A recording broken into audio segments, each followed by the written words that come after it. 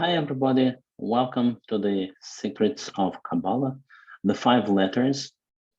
And we will talk about Zot Chukat HaTorah. This is the law of the Torah, Paraduma, the red heifer. So that is a very strange portion of the Torah that not everybody understands. In particular, King Solomon, may he rest in peace, didn't understand it. He said, Amarze Kama. He said, I said, I will be wise. He meant that particular Torah portion. The Hirachokami mini, but it's too far for me to get it. However, Arizal, who quotes this particular statement of King Solomon that he couldn't get it, seems to get it. Now, of course, this is very deep, but very deep to claim this thing, but let's go. So here are all of the names of God that are involved. That's not what we're going to do. We are going to do a simple introduction to those five letters that have direct relationship to our red heifer or red cow. So these five letters are here. They are Mem, Nun, Tzadik, Pei, Hav. And if you want to sound like a deep Kabbalist who attends nightly shiurim, nightly lectures, you should pronounce this as Mansepach, like this. You say Mansepach, and you are somebody who is in the know. But what is special about these letters, and that's how you can remember, is that is those five letters that change shape at the end of the word. So this mem becomes this mem, nun becomes this nun, and so on. They represent five strengths. Now, what is wrong about strength is that you can overuse that. Strength is needed in the world, but it's a dangerous thing. And that is why we're burning that cow, converting it to ashes. But let us look at the specific letters. So we're saying that it is a Mansepach, so let's calculate the gematria of that. It's Mem 40, Nun 50, we have 90. Plus Tzadik 90, we have 180.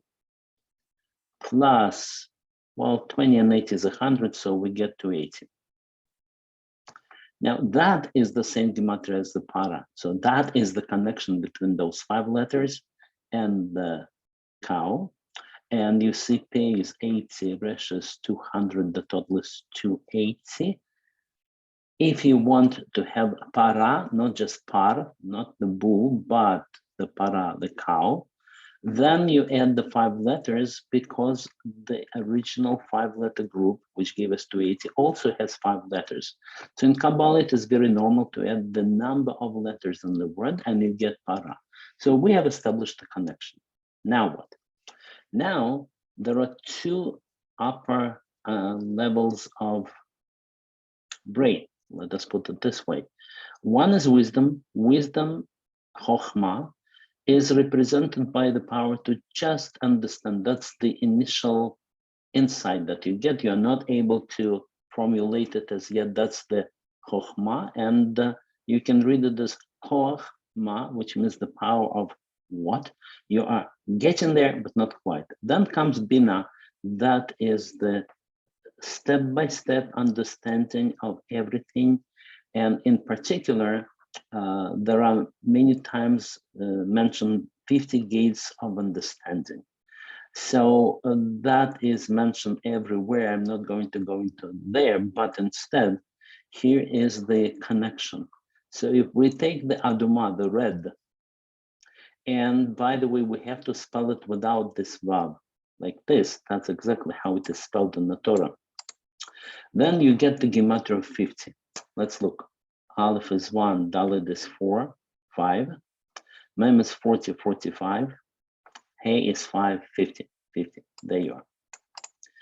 Okay, so we get this. We understand that para has the connection to the 5 levels of strength, and red, Aduma, has the connection to the 50 gates of wisdom. So now, Kabbalah consists of 3 parts. First, it is theoretical. This, what we have done so far, is theoretical Kabbalah. I think you will pretty much agree. It looks very theoretical, but it explains what the Torah really means when it talks about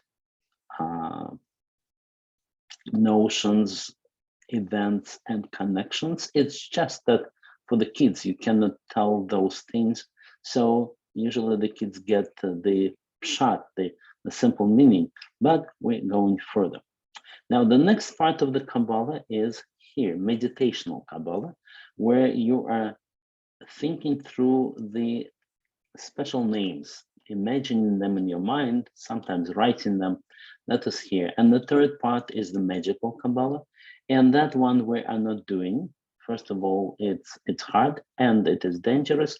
And the student of Arizal, Rabbi Chaim Vital, mentioned that his teacher didn't use any magical Kabbalah, even though that he could, but he got everything directly from God because he knew so much.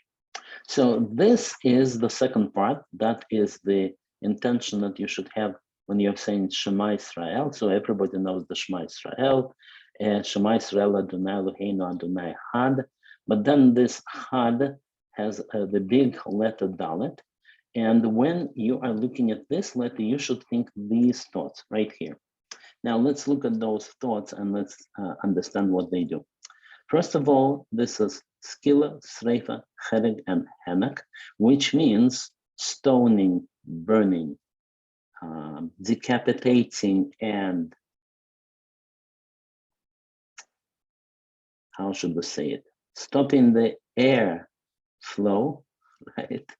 Okay, so that is what we're doing. And I'll tell you right away, you shouldn't be afraid of that because that is really going up in the spiritual level. That doesn't have to be physical death, even though we're thinking that it is. And maybe perhaps somebody gets a chance to really do the physical death, but on that level, he understands that that's really a good thing. And this is done many times. If you do it Shema, that is at least 4 times a day.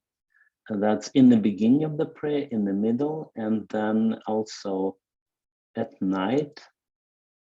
So that is already 3. And when you go to sleep, 4. So you do this, and plus you do it every day. It's worth learning it because you will be also doing it in a prayer and a few other places in the prayer. So stoning, burning, and so on in the right order.